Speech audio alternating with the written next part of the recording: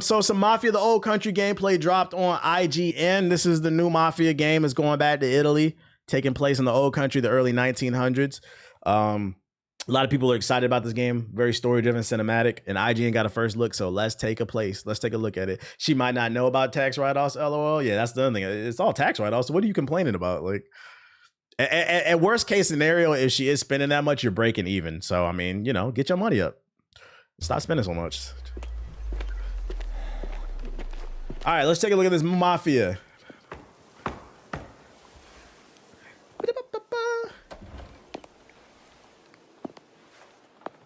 Come in, Enzo.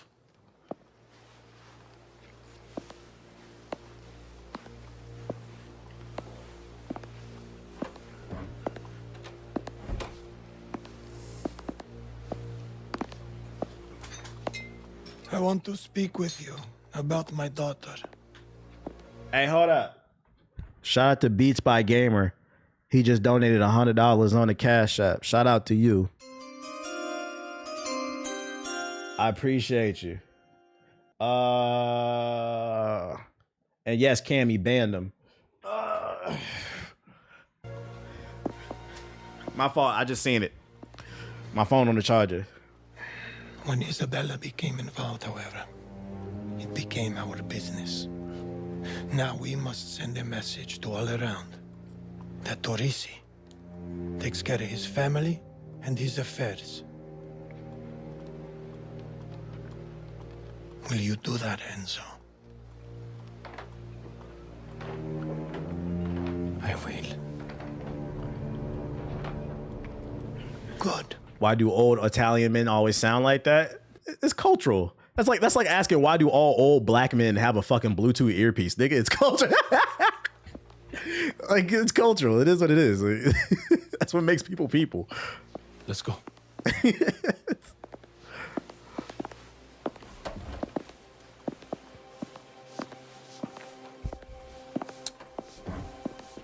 Man, what a gameplay. You're to meet with Tino's men. They're on a farm near Ludovici's villa, keeping an eye on Tino. Quit calling my dad like that. But first, I feel like the gameplay is a little dark. job done.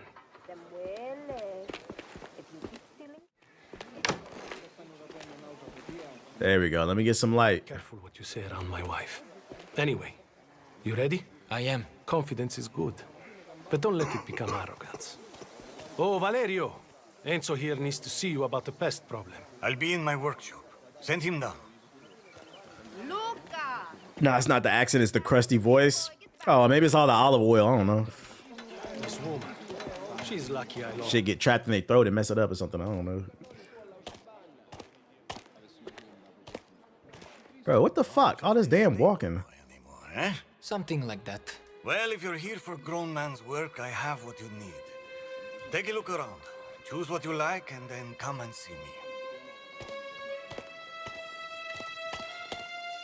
Ah, a large bore pistol. That thing will tear through just about anything.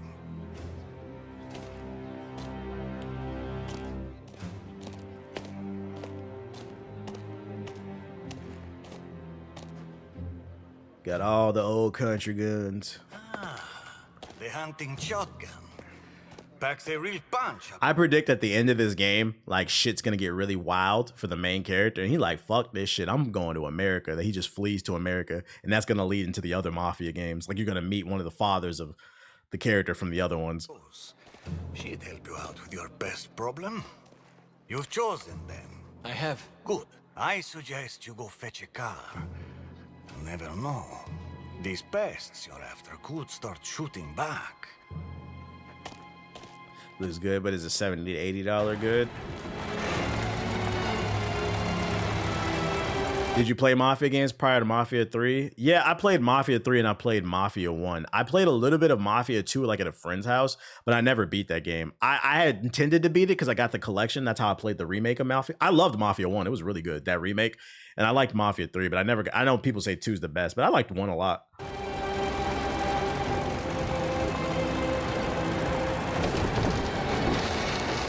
How long are these games? They're pretty short. It's 50, so is it $50 good is the question.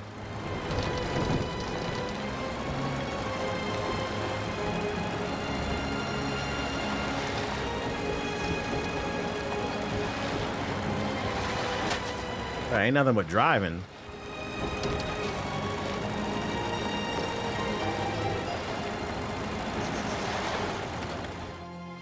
Shout out to TJ with the super chat. Just got through to Act 3 in Expedition 33. 1, what is this plot? 2, I ain't have this much deciphering. 3, game of the motherfucking year. The game must be really good if you don't understand what's going on and you still love it. I feel like the plot's pretty straightforward.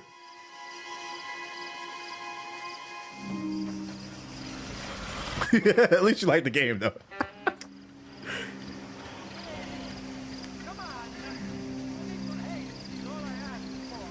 Ludovici. He's here. It's time.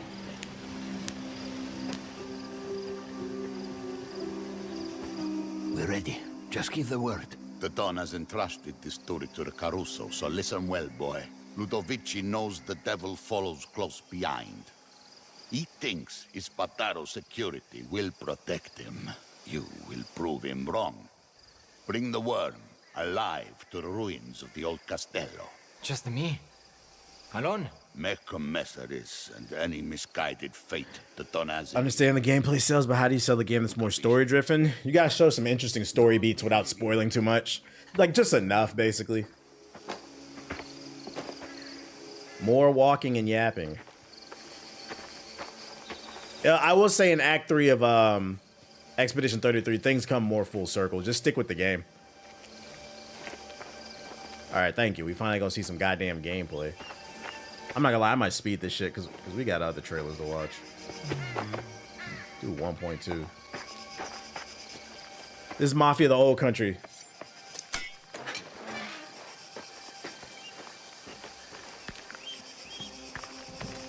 So is it more stealth?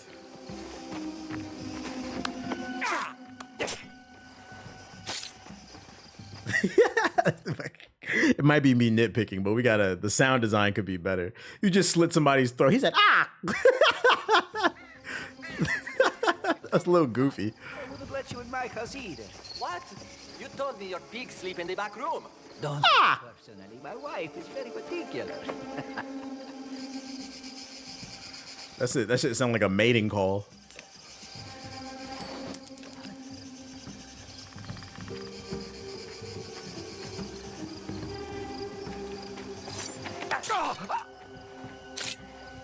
All right, so stealth is definitely a big element. I wonder if the shadows play a role in you getting caught. He screamed like Luigi. Ah, my brother Mario is stuck in another painting. Oh my lord. Oh, not again.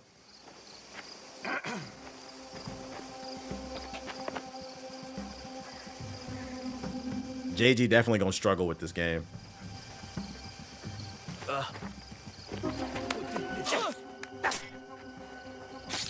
Vaffanculo, he's dead.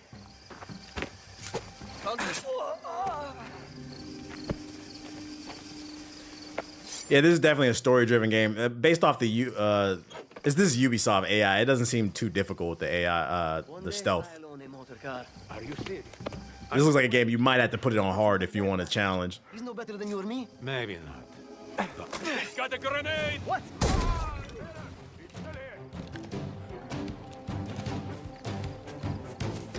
That explosion was a little lackluster. That man grabbed his forearm after getting blown up.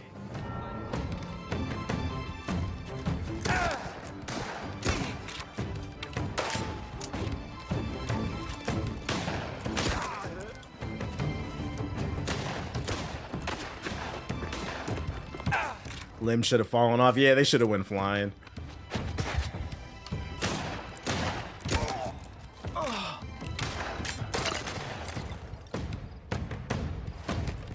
I saw people on Twitter saying they weren't impressed with the gameplay. Yeah, I'm not gonna lie. If this is what it mainly is, I'm not gonna hold you. I can see why it's $50. I think what's gonna make or break this game is the story. It looks like an okay third-person shooter. It's gonna have to have a gas story, and I'm gonna be honest. I don't know if they can beat the story in Mafia 3. That was a good ass story, depending on who you tell. But like, this gameplay doesn't look like it's pushing any boundaries. Especially because it's taking place in the early 1900s. The tech was already limited.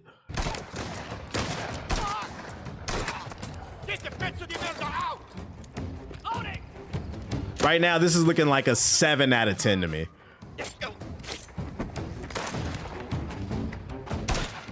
to be honest, the gameplay for Mafia games were never to write home about. I mean, you said it, I didn't. I don't disagree, but when you do it with a black man, for some reason, it becomes repetitive and boring, as if this wasn't the last 3 games, I mean. I don't say I disagree with you. You know how the internet works. I do agree with the sound design. I do think the sound design could be more punchy, yeah.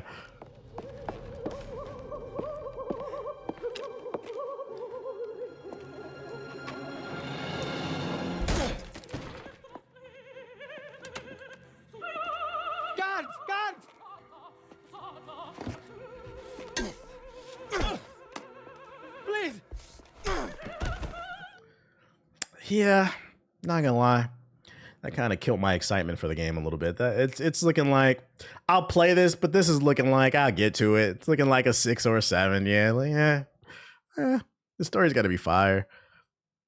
Where's the gabagoo?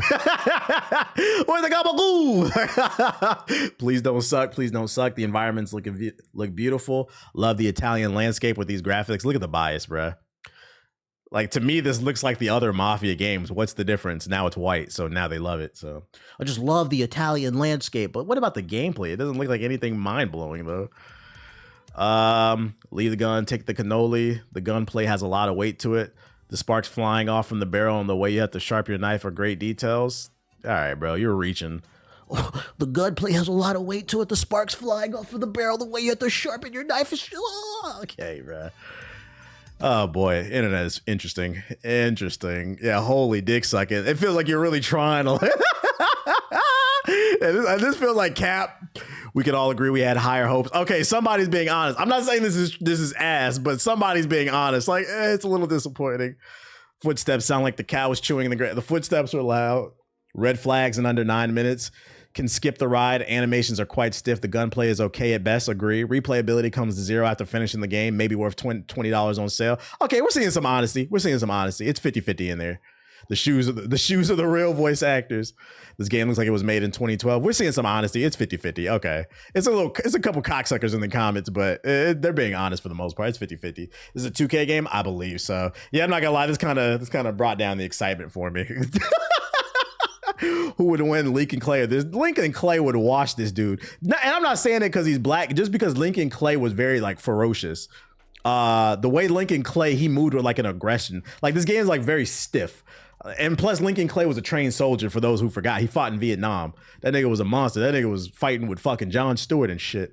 Lincoln Clay would wash this nigga, bro. He was moving with a vengeance. We got more behind the scenes of Borderlands 2. I'm putting this shit on 1.2 as well, bro. Let's see. 1.25.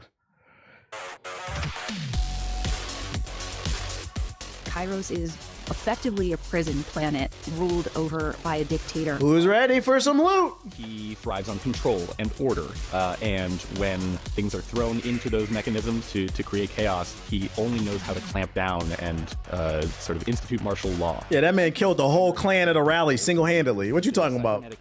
Lincoln Clay was the Punisher, the Dominican Punisher. The base of someone's neck, and can be used to monitor their activities and shut them down completely. Timekeeper is able to use it to see through people's eyes and monitor what's happening on Kairos at all times. Enter our Vault Hunters.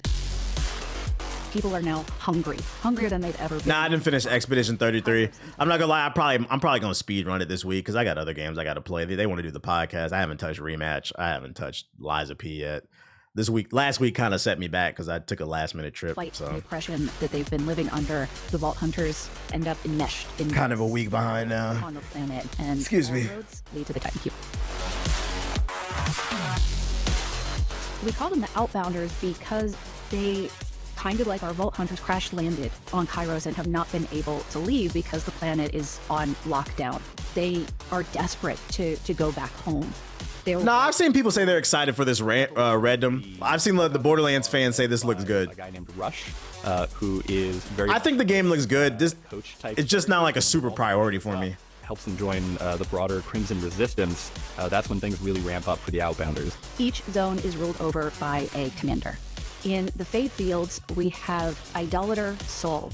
Idolater Saul once lived inside the city and really wants to be the Timekeeper's right-hand man. And when he is sent to the Fade Fields after Elpis arrives, he sees that as his opportunity to prove his worth. I say the gameplay that they've shown is, it does interest me. I like the last Dev Diary they showed with the skill tree and the different like combos and stuff. But like this story, like Borderlands story, has just never captivated me. And they're describing it right now, and I find myself disassociating. I just don't care about these characters. I don't think Claptrap is funny. I think he's a fucking clinker. The Timekeeper. And for me, that's why it's like, this is a second tier game. Like, I'll play it if I have time, but it's not a day one. The Augurs are a long-standing... he said I played all three of them with Spotify in the background. That tells you the story is not interesting. Descendants of the original mining teams sent there centuries ago by Timekeeper in order to get resources like ordinite and other minerals and ores out of the mountain range. So in the mountains, we have the faction leader Calder, and he is part of the Augurs. He wants to take the fight to the Timekeeper, and the other council members are scared and they live in fear. In Terminus Range, we have Vile Lictor is our commander. Vile Lictor is an augur. Since Elpis has arrived and brought iridium to the planet, Vile Lictor has begun experimenting and doing things under the nose of the Timekeeper. Yeah, they're definitely talking to fans, because imagine being somebody who's never played this. Like, what did you just describe? Like, imagine being a normie. They've got Vile Lictor, the Timekeeper, with the trickety check of the ooze of the fucking Ninja Turtles. Like, what are you talking about, dude? I don't know what the fuck she's talking about. We have the Electi faction, and the leader is Levane, the gorgeous golden Levane. The Electi... They got the bad bitch faction. Previously lived in the city, an upper crust elite people that benefited from the Timekeeper. But when Elpis arrives, the Electi are left outside the city walls, and the city goes on lockdown, and they are not permitted back in the city. And so for the first time, they have to learn how the other side lives and how to survive outside. So they're sheltered. In Carcadia Burn, we have the Ripper Queen. When Elpis... The Ripper Queen? Her perspective changed. She's realized that there's more to life than what she's been presented. And she rips her bolts as a means to be free of the Timekeeper's influence. When you rip your bolt out, there is a high potential for death, and if not death, insanity.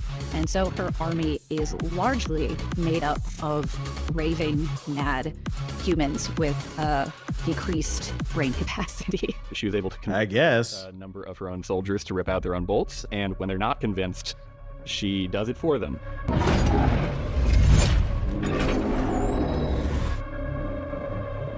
The Timekeeper.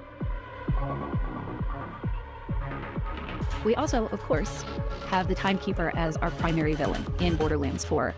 And when we were approaching how to write the Timekeeper, we certainly looked back on all of our previous main villains and considered how we wanted to approach the Okay, this is day one. This is lore for me. He would stand out from so you fucking with it. Before. We wanted to go back to this sense of dread about the villain of our game. The Timekeeper can reach out and control people with unshielded bolts, and that's a threat that is always hanging over the player's actions in the game. As we unravel things for him, though, we start to see the cracks. We wanted a villain who was a new type of character in the franchise, who is ever present and not overstaying his welcome. We brought back so much from previous titles that fans wanted to see again and that we wanted to put in the game again. Is this a playoff tiny team mechanics? I don't think so. I think it plays like regular Borderlands. Planet. You can come to Borderlands 4 whether you've played the previous titles or not, and you can hop right in. It is a turning point in our Oh, so it's just gonna have different factions, but you'll be able to follow the story. Next back to our previous titles, but also at the end where it will point is worth playing. Break free. There you go. There's some extra lore for those who want it. That's good that you won't need to play the other games to follow this one, so you can follow it if you've never played them. But yeah, this won't play like Tiny Tina. It'll play like the other ones, but they streamlined a lot of stuff. It seems like I'm still kind of about the game. It looks cool. Whatever. We'll see when the time comes if I'm interested in it. Other news. Oh, reviews for Tony Hawk 3 and 4 dropped. The remaster. 9s, 8s, 9s. It's sitting at an 83 overall on Metacritic. It's available on Game Pass. I watched a review this morning. I was unaware. So there's 3 new levels in this because 3 levels weren't able to come back, and they changed some of the licensing music on it because they had issues with the licensing.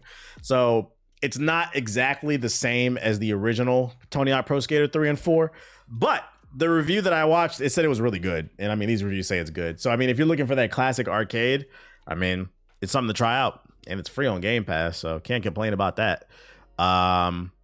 Will I be playing it? I don't know. I don't know if there's time for it, but it looks fun. It's an option. Shout out to Game Pass. I was actually gonna play Close Diablo. True. They did 1+2 remaster better. Why you say that? Time to mod them back into the PC version. Does the PC version allow mods on Game Pass? Yeah, what the fuck?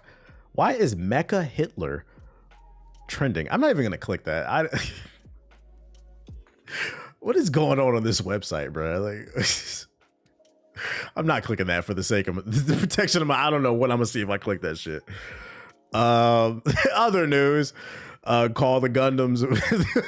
I was about to ask. I don't know, dude. I don't know. That's what. And my trending topics are set to the United States. That's not local, so that's apparently that's what's trending in the United States. Mecha Hitler. Okay. Nintendo addresses concerns over Switch 2's price, keeping kids from getting it. The Nintendo Switch might be cheaper than the PS5 and the Xbox Series, but at $450, it's still pretty expensive. In the US, the original Switch launched at $300, making it this big jump and one that many can't necessarily afford, especially because thumbsticks are falling off, stick drift is overheating, crashing, freezing. The dock is overheating. They charging for how to use the UI. It's a lot of reasons. Elon is replying to stuff as Grok and thinks people can't tell. Nintendo recently held an investors call with one investor noting that how the Switch has a higher price point than the earlier consoles like the Famicom. This has caused them some concern that might reduce opportunities for young children to engage with the console, and then Nintendo addressed this directly in its response. In response, Nintendo's president had this to say: "We believe the pricing of the Switch 2 is appropriate for the gaming experience it offers, and what is most important is it provides entertaining experiences that demonstrates the value to the customer. To achieve this goal, we have incorporated various features into the Nintendo Switch 2. It is true the Switch 2 has a higher price point than our past gaming systems. We are creating various opportunities outside of our gaming systems for young children to engage with Nintendo characters in game worlds, with the ultimate goal being that we will eventually play on our gaming systems. We are closely monitoring to that degree the price of the system might become a barrier." I said if you don't like the price, don't buy it. That'll drop it. No streaming services work on the Switch 2. Why y'all trying to stream Netflix on the Switch 2 anyway? I don't feel it is more expensive, but I don't feel like the price of the Switch was the problem. The price was the games. People were complaining that the games were $80, and then it's $80 and you don't get the game on the cartridge for most of them. Not all, but most of them. I think that was the issue. But $450 is still cheaper than the PS5 and the Xbox Series. Also, how much is that in comparison? Because they're comparing it to the Switch launch at $300. What year did the Switch come out? Was it 2017? Let's see. Inflation calculator. I believe it was 2017. Yeah. So let's see. $300. And like, what does that equal in today's money? In 2017, because inflation has gone up. That would be, it's about the same. It's about the same.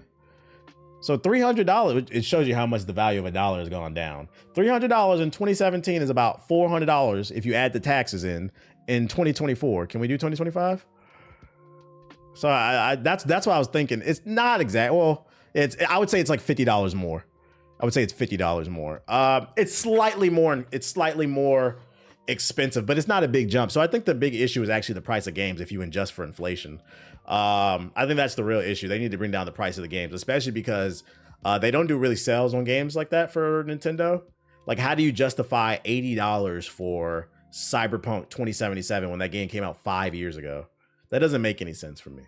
That's the real issue, the price of the games. But if a lot of people didn't buy the Switch 2, the price of the Switch 2 would have came down, but y'all bought it, so it's never coming down, unfortunately. Go ahead and hit that.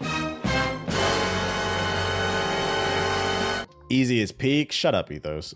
I don't want to play that shit 30 frames. I always thought the system was kind of priced fair. Yeah, I would say it's priced fair for the most part. The power you're getting in it and then you adjust for inflation, I just showed the calculator, it is more expensive than the Switch, but it's only slightly more expensive. So I think that extra, because that's about $400, right? If we add that $50 more expensive than the previous model, I would say that's probably adjusted for inflation as well as the tariff. They probably priced it up a little bit because of the tariffs. It's not a crazy jump. The real issue is the price of the games. But yeah, also kids ain't buying this shit anyway. Their parents are. So other news, EA reportedly expects Battlefield 6 to bring in 100 million players, a number that even DICE devs don't think is feasible. And EA has lost their mind news from outside the vibes around Battlefield 6. Spurred by a creative direction that's essentially, let's do Battlefield 3 and 4 again. Folks are liking what they're seeing from their playtests that are leaking. From the inside, Battlefield 6 development could be going better. As detailed in a report published by today at Ars Technica, EA's grand multi-studio strategy for the future of Battlefield has proven more chaotic than harmonious. Battlefield 6 budget has reportedly ballooned past I repeat, $400 million. Which goes back to the conversation we had earlier about capitalism and about why the real issue with gaming is capitalism. Why the fuck does this game cost $400 million? By the way, guys, this game is not done. So I have a prediction. By the time it's done developing and releasing, we'll probably be at 4 or even 450 or maybe even $500 million if you add the extra cost for development plus advertising. Why does this game cost so much? If you are slow, PS4 niggas, that means in order to make their money back, if they release this game today to break even, they have to sell $400 million worth in Battlefield 6 to make $0. This is the problem with game development. Who the fuck said this was needed? I don't know. And the crazy part is the game might even be good. We don't even know if the game is good. Its campaign is far behind multiplayer. They're not done with the campaign. Major features are they're not done with all the features. So they're not even done planning the fucking game out. And it already costs $400. So yeah, I'm gonna go ahead and say it. The game is probably gonna be at least $500 million. This is crazy. And EA suits are setting sky-high expectations that its own developers don't see as even remotely realistic. Because unfortunately, the way these suits operate, they don't think from a standpoint of creativity. A consumer and a developer only wants a creative, fun experience. Business suits say, this costs $400 million. Also, this shit is gonna be good. And we're gonna make at least 600. That's the only thing they see as numbers. We spent this much, so we're definitely gonna make this much. And ladies and gentlemen, that Flash movie proved otherwise. Cost $200 million, ain't nobody see that shit. Just because you spend more doesn't mean it's better. And that's why I disagree with that damn TikTok that was talking about ain't no fucking games to play. No, the games are too expensive. And because a lot of y'all are demanding these big grand games, but grand in scale does not mean it's better. In my opinion, the best albums in music are 10 to 12 songs long. Everything doesn't need to be big and grand. If it is, it needs to add something to the experience. So shout out to JFE with the $5 super chat. This game's gonna have microtransactions out the yin yang. Out the yin yang. So, EA's expectations for Battlefield 6 is 100 million. They're looking for 100 million, I repeat. That's the player count targeted by EA established for Battlefield 6 over a set period of time that includes post-launch content according to Ars Technica. And if this report is true, this game is not going to be a flop. It's going to be an Apex Predator flop. It's going to be a Floposaurus Rex. It's an ambitious, calling it ambitious to put it mildly, target for series that's always enjoyed a niche appeal compared to Call of Duty and whose mainstream importance has shrunk in the recent years. And when I say this is going to be a Floposaurus Rex, if that's really their goal, I'm not talking about the quality of the game. I'm not saying this game is going to be good or bad. I'm just saying they're asking to average 600 million players. Like the biggest multiplayer game to recently come out was probably Marvel Rivals in the last 6 months. That game had a crazy moment. 600,000 players on Steam at its peak. When Ubisoft came out with X Defiant, I think it had, what was it, like 10 million opening weekend at its peak. Within a month, that bitch was under 1 million. What the fuck are we, 100 million? Do y'all realize there are 300 million people in the United States right now? And when I say 300 million, I'm talking about adult, men and women, children, teenagers, babies. There are not necessarily this many people. What the fuck are we talking about? Obviously, Battlefield has never achieved those numbers before. Oh, well, surprise. An EA employee told them, it's important to understand that over about that same time period, 2042 has gotten 20. So the last Battlefield, they had 22 million players at peak. Even at the peak of the series, they had 30 million, which was Battlefield 1. Where are you going to pull that 78 million players out of your ass, bruh? What the fuck are y'all talking about? EA hopes a free-to-play battle royale oh my God, I gotta hit the... Nigga, it's 2025. This shit's probably coming out in 2026. We don't want to play battle royale. Fucking Splitgate 2 had battle royale. 2 weeks later, it lost 80% of its player base.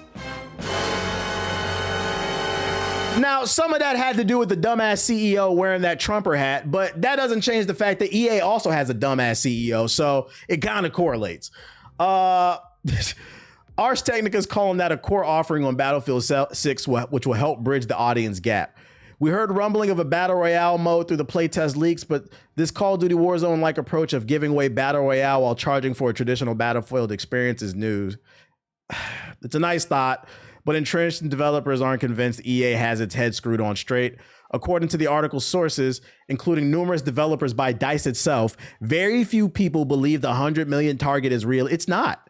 Among the things that we are predicting is that we won't have to cannibalize anyone else's sales.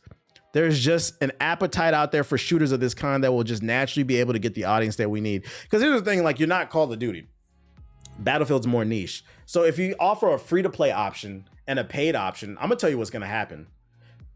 What's gonna happen is people will download that free-to-play version. They're gonna see if they like the gunplay mechanics.